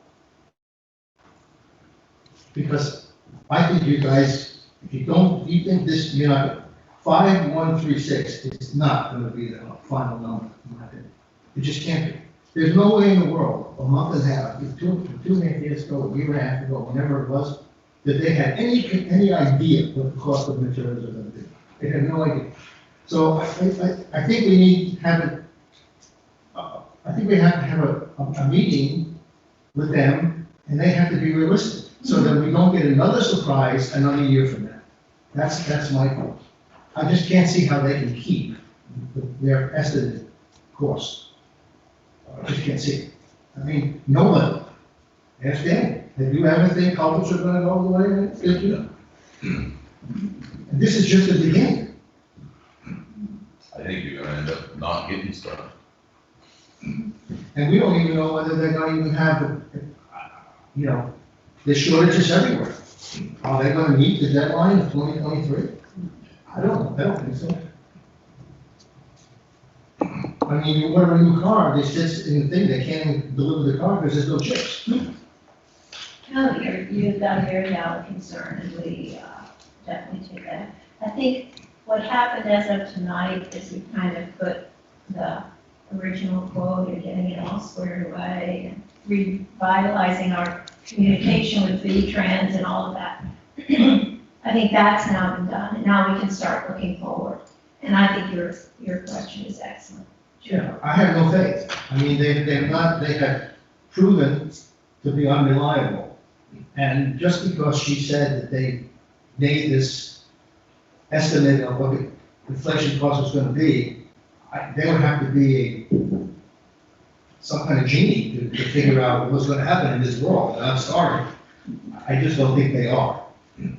As much as I would love to get that letter from them, I would anticipate they're not gonna make a decision like that. So I'm sort of wondering, what's the value in asking, and where are we going with that? So that later on, when the price goes up another $400,000, the board can say, we have done everything that we know how to do, it's beyond our hands. But I guess what I'm asking you is when they say, no, we cannot give you that letter, we can't commit to this price because we don't know what's our outcome, what's our end game. I would be shocked if they gave us that letter in the 4 years from now, we held it out. Right. I agree with you, I don't think we're gonna get, I think the dialogue is what's gonna be important. I mean, we can't be the only town, the only bridge project that is facing these kind of price increases, and what is V-Trans as a department of government doing about it? I mean, for example, I don't know, but one possible outcome is they can tell us how they're changing their formula to take these inflationary prices under consideration. They could possibly bracket for us. Your cost by 2022 or 23 will be between this and that. For sure, we need to start having a dialogue with them so that we've got our oar in the water as for the town. Yeah. So I think the communication factor is going to be really important here, and that will drive the outcome. Anything else on the highway? No, we got that, Joe. I have one. Go ahead, Tom. Bill read the law, they read our policy, which referred to the law. What do you do when somebody does fill in a ditch? What's your, how do you deal with that? Somebody putting debris in the ditch and not cleaning it up?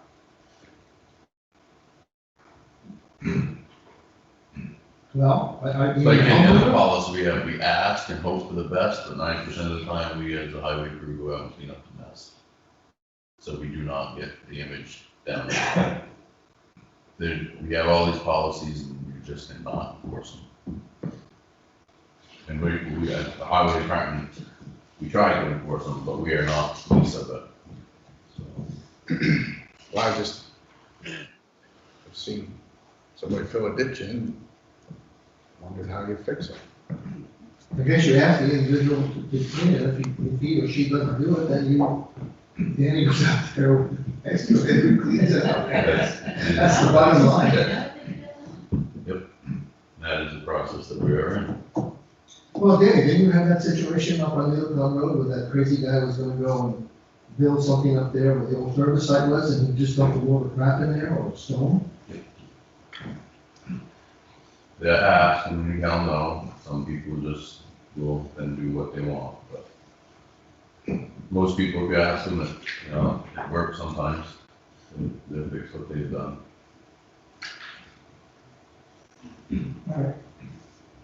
Okay, anything else? Thank you, Mr. Chair. Anyone on the highway? If not, the parks, there's really nothing. I mean, Sue Allen and I are gonna meet with, hopefully on Friday, to deal with the insurance issues. Fines are on their own, and so that's it. So unless you have something, Sue, that we want to bring up? No, other than because Al's sitting here, we may reach out to you to comply with our insurance coverage. We might need some branches, chainsaw in Village Park that the insurer now thinks are a danger to some gym equipment. And I know you're the only one authorized to do chainsawing, so we may reach out to you and ask you to take care of some tree branches. Can I ask you a question? Sure. What are you gonna do about that 6-foot by 10-foot open cistern? We're gonna deal with that on Friday with the insurance company. Oh, okay, I didn't, And they're gonna give us what we need to do, and then we'll fix it okay, out. I didn't completely hear what you said. Can I ask, did those holes in that concrete by the flagpole, did they get filled in, those 2 little holes? That, it's actually a clay tile that comes up, it's probably a vent for that drain system that's in there, do you know where we're talking? I've seen the tile, but I don't know what it was all for. I'm guessing it was a vent for the water, that water drainage system that's there. Nope, there's a couple bottles in there, and there's some sticks in there. Well, I think you should look, make sure, well, you have the letter. You're gonna go through all those with them. Yeah, okay. And Matt got rid of the tables at the pond, the table at the pond. It was falling apart and you can't do it. You might, as a committee, consider outdoor table there, maybe not. But if you're gonna do that, like the kind we have down here that is all weather and lasts forever, you know, that type of thing. And then, yeah, so, but you're gonna go through all those things with him. so- Okay. So, in case you don't all realize, there is a rebuilt picnic table there now. It's at what was the picnic area traditionally. You have to walk in, it's the area that I talked about, perhaps a lean-to at that site with a fireplace. There's a rebuilt picnic table there now. I sent pictures of that.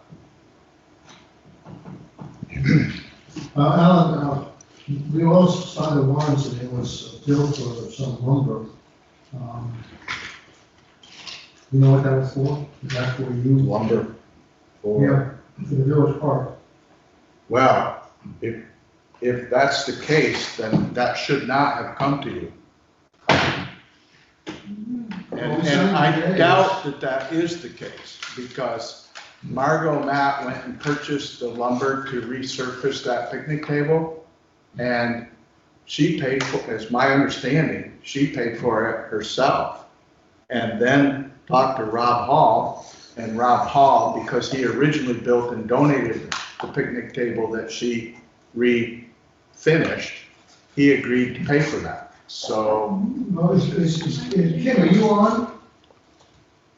Yeah, It was definitely on there, Joe. Oh, yeah, I know. Yeah, Margot came in and she had already bought the products, gave me her slip so that we could reimburse her, but then Rob Hall also made a donation.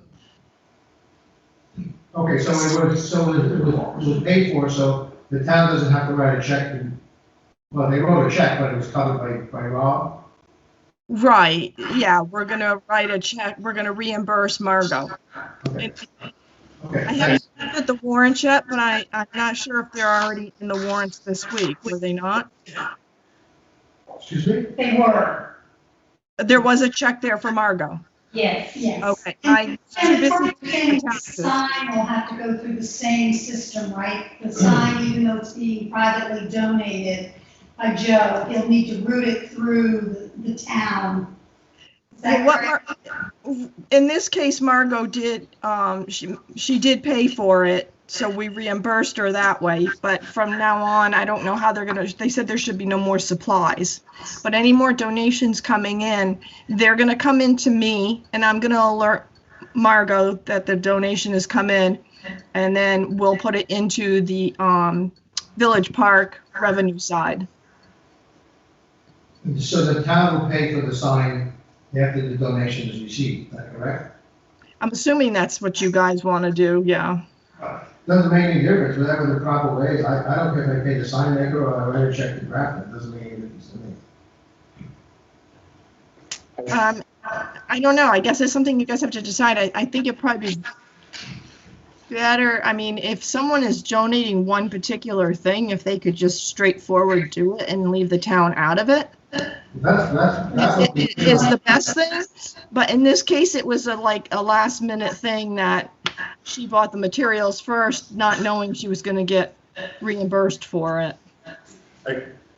I think, Kim, that running it through your books then allows the person to purchase without paying tax on it because it's going to a town, so it would not be a taxable expense. Correct? Not necessarily. If they don't have our W-9 and they don't request it. You know, like Home Depot doesn't know that unless you apply and I have to send in W-9s and things like that. Well, I guess I was thinking in a more personal situation. I've been authorized to buy pressure treated to build the frames for the sign and the kiosk, and was intending to purchase it, and I have waited until I actually see the sign so I know just what I need for material. But if I get the materials from WW Building Supply, they said they would give me the same rate as if it was purchased by the road crew that went down and bought materials, and there wouldn't be any taxes. So you could start talking $1,000, talking what, $60 in tax? Right. We have an account with W&W, so yeah, they've already got all of our information. So As I understand it, the new sign comes with the timber, the sign, and everything. All it has to be is installed. No, No? no, we just get the sign and then Alan's gonna build the frame for it.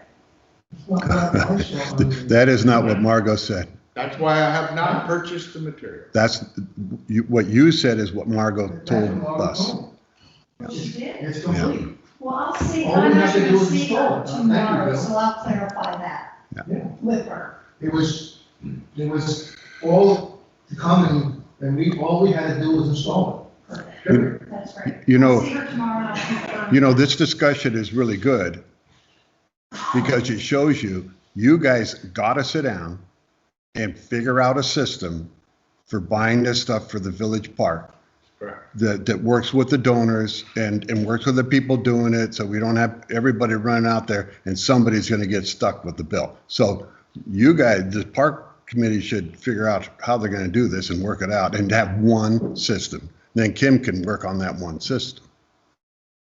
Well, look, Kim, you tell us how you want to do it and we'll do it, but I know that, I had a conversation with Margo and she told me, I said, is this complete, ready for installation? And she said, yep, ready for installation. So Good. that's, I mean, if she misspoke, then we need to know. Well, I'm not talking about the order, I'm talking about the money No, side of it. Well, Kim has to come up with an idea of what's the best way to do it.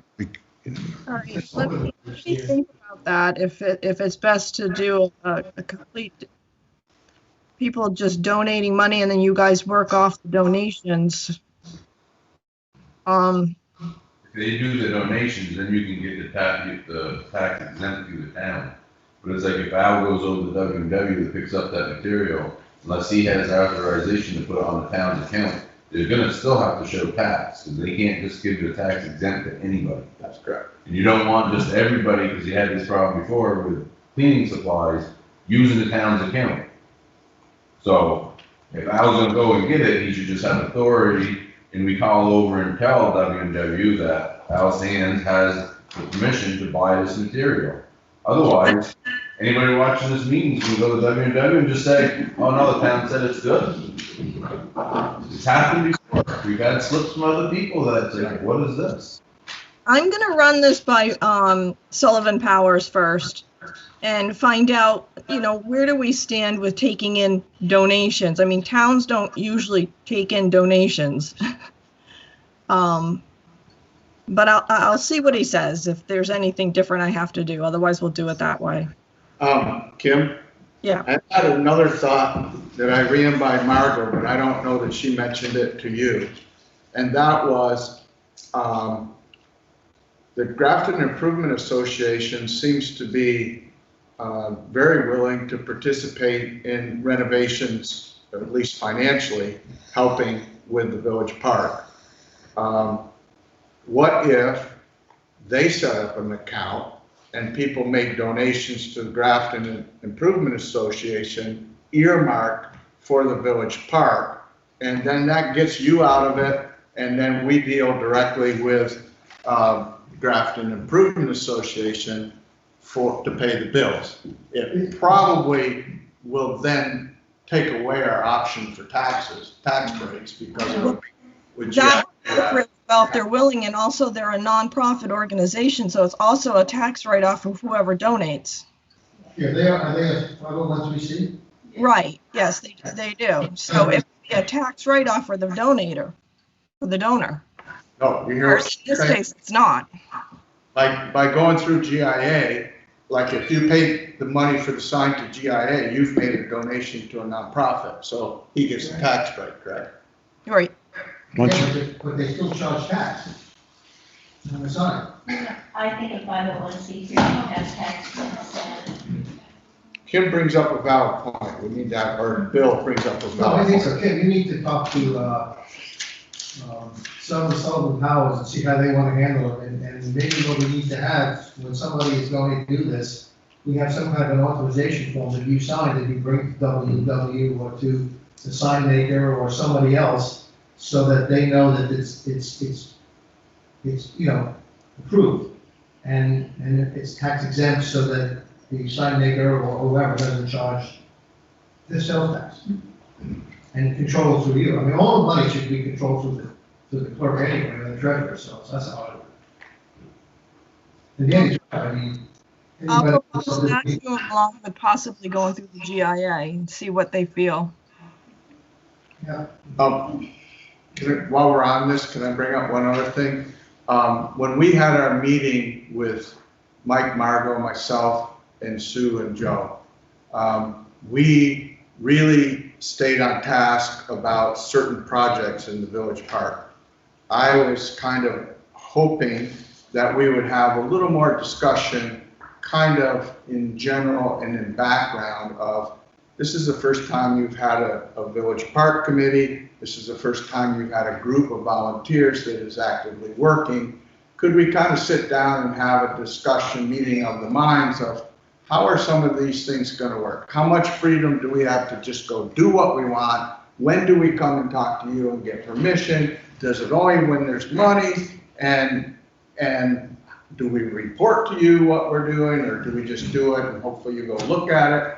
It seems like that might be appropriate, but. Well, let's see what I think about it, but I think, as far as I'm concerned, anything that's done to town property needs to be approved by the select board. Well, you gave me a pretty big carte blanche and Right, said, and- you have approval to and- do the and sign, we'll the do that. kiosk, and the elite two.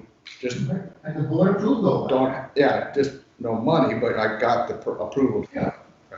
And Joe, I think as a member of the select board who's not on the parks committee, it would be very meaningful to me if some of these issues that came up about the park were first vetted by the parks committee and then brought to the select board with your recommendation. I just think you as a committee would have the best opportunity to really look into the detail of whatever is going on and then bring us. These specific issues, I don't see any issues that the logging has nothing to do with the committee. That's a select board decision. So what other things that are you referring to, that issues that the committee didn't Well, resolve? I can't predict what they would be, but. No, I'm talking about- That come up, the signs and that kind of thing. Well, that was Or all even done. the game. Yeah, we did meet on all that. We met on all Sort that. of mapped out the next steps. Yeah. It sounds like there is confusion about the sign, and that might perhaps be my fault, and we'll clear that up. But I mean, we brought it all back, the board approved, and then if the committee wants, if they want to meet with the committee, we're ready, willing, and able to schedule another meeting and have it. Yeah. But as far as I'm concerned, we did everything we needed to do. And maybe there's confusion on the money, I just assumed I was gonna pay for it, and that was it.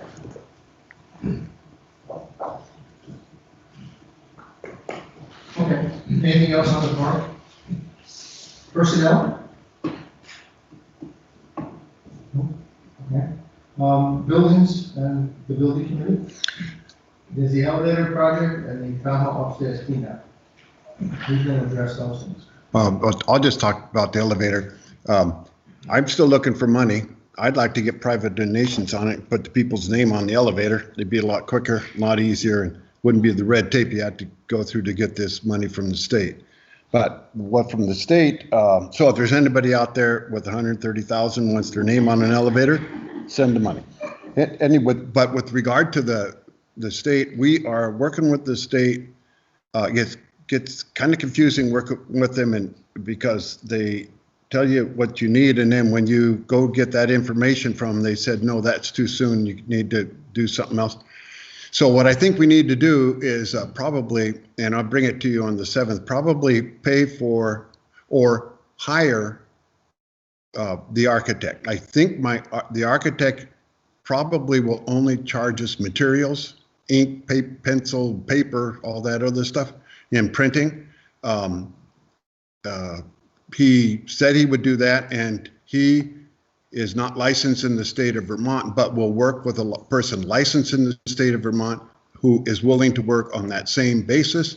And so we may get $10,000 worth of design work and supervision for free, maybe. So that's, now we're down to 120,000. And we have 20,000 on hand, 10 from the foundation.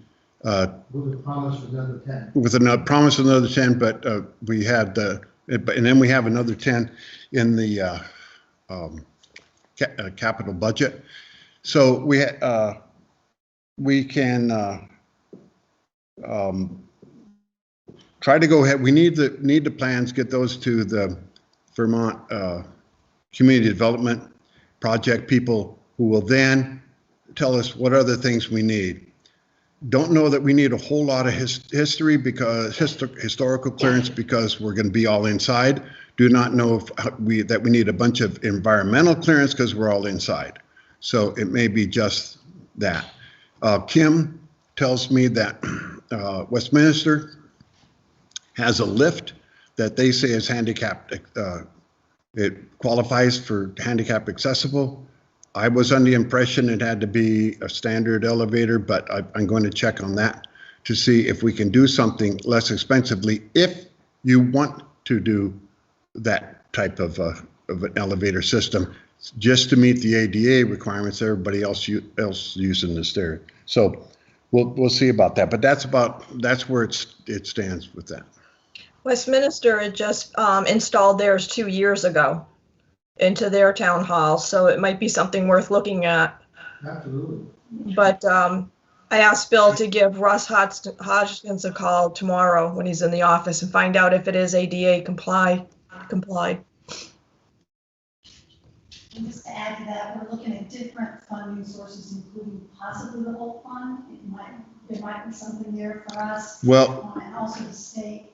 Well, just to touch on ARPA, I read through that whole thing that came from ARPA. There isn't anything we can do with that money. $200,000, not a damn thing, except maybe do the engineering study for the sewer. But there isn't anything else you can use the $200,000 for, unless something else comes up with water, sewer, or broadband.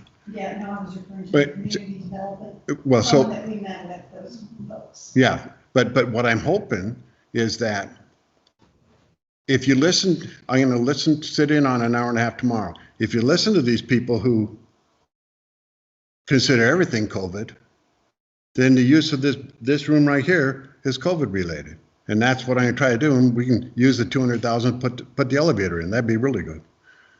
But on the face of it, boy, you got to really wiggle around. Yeah, I know. So, but I've been thinking of things, but they're paying people who suffered because of COVID on just some really weird theories, but they're spending their ARPA funds in other states on stuff that you just wouldn't believe. So,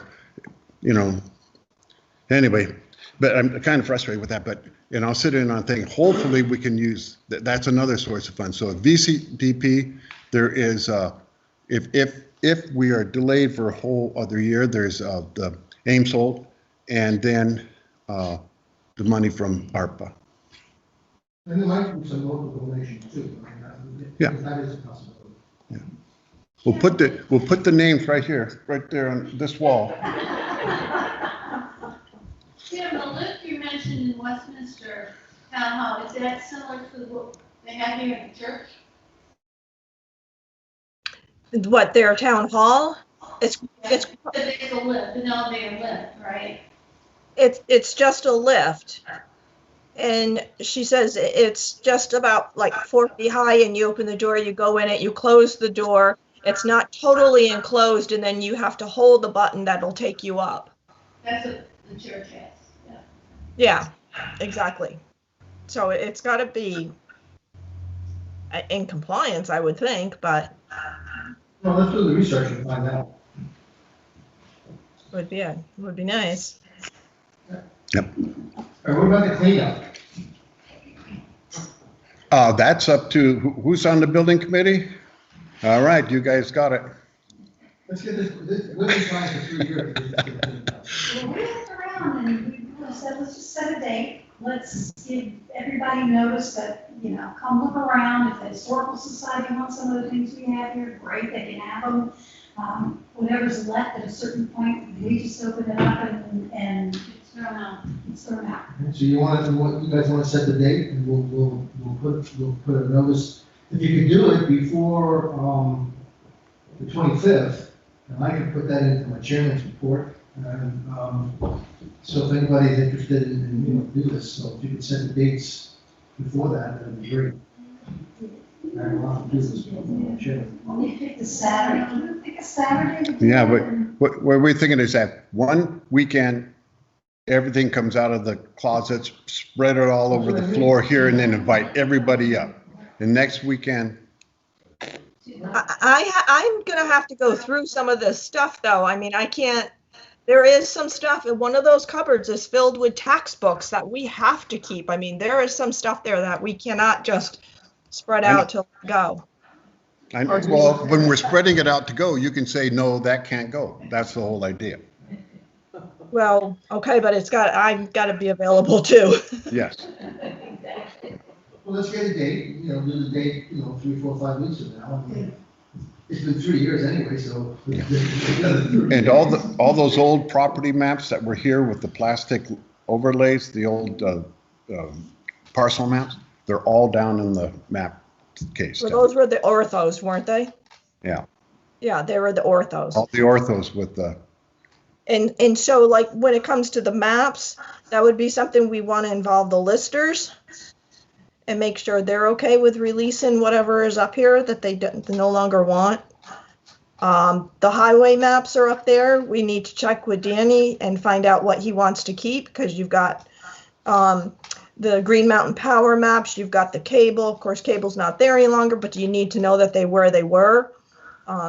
So there's a lot of different departments that are involved in hoeing this all out. Other than what's in the far back of the room, that's kind of, the hat boxes, things like that. I don't care about that. Well, we set a date. Cynthia might. Set a date, and the listers and everybody, they come in and look at their stuff and they say yes or no. The stuff that say yes goes over here, the stuff no goes in another pile and then disappears. Simple. I know right now you don't want to ask too much of the listers, because they are right out straight with these informals coming up and appointments and phone calls and then grievances. So Well, and I said, let's see what we can do. a month from now or whatever. We'll work with him. We won't, no surprises. We'll work with you and get you to work. Okay. So who needs to see what? Okay, anything else on the buildings? Sue, I think Suzanne on the wastewater, you already said your thing, so. No, I do have one more thing, if I may. So I'm very happy to let you know that Diana Lawrence has accepted with pending select board approval, has accepted the position as commissioner with the administrative role responsibility that Charlie Bonin resigned from, and we had to fill that vacancy. As you know, this position has this administrative role, so it requires a certain skill set, people who are willing and able to do the warnings, the agendas, the minutes, tracking the action items, and that kind of body of work for the commission. Now, since Diana is probably most known to most of you, and since she only said she was willing to do it today, I know this is a rush, but I wondered if I could go ahead and make a motion for her to become a commissioner so that she could immediately start to work at the meeting on Wednesday. So I will make a motion and then we can have a discussion. I move to nominate Diana Lawrence as a water commissioner. I'll second that. Any discussion? If not, all in favor, say aye. Aye. Opposed? Okay. Thank you. All right, that was quick. It should be good. Public comment, do we have any public comment? Good, none.